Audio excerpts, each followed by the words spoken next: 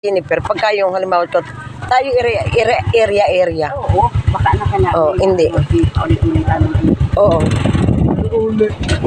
Sige, at kami tutuloy. Oo. Oops. Magandang umaga po, mga kamading. Ako galing nga doon sa lugar na yun.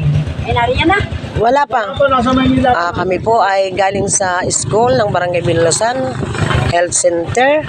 At saka po sa Barangay Hall kami pong mag-asawa. Ang asawa ko po ay tumingin po ng mga bangka na nasisira sa mga daungan at saka po sa tabing dagat. Yan. Awa naman po ng Diyos ay walang nasirang bangka. Kanila pong nangaitaas na kahapon pa. At sa akin po namang mga evacuation center na pinuntahan, maganda po naman ang naging resulta at wala pong nag-evacuate ng mga PWD dahil nagpapasalamat po si Kamading at dito po sa ating lugar ay kinaawaan ng Panginoong Diyos na hindi po lumakas ang ating masamang banta ng Bagyo. Ayan.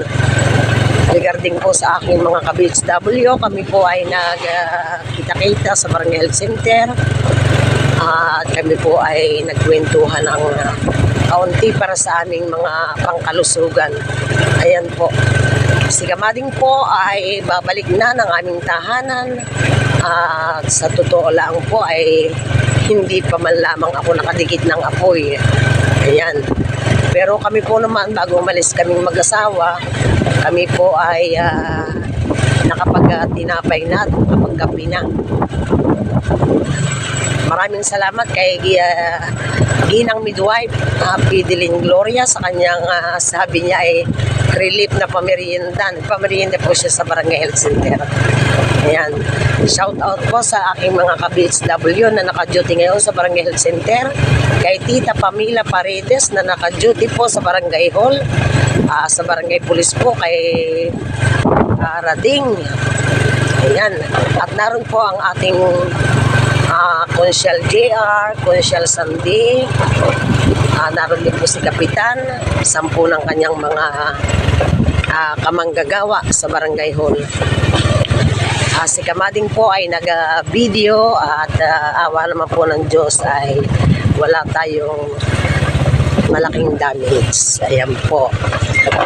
Salamat po sa Panginoong Diyos at tayo po ay binigyan pa ng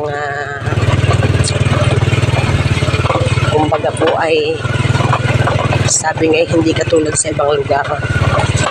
Nakakaawa po sa hinahagutin ngayon ng bagyong Christine sa parte ng Isabela, sa parte ng Kabikulan. Ayan, dyan po.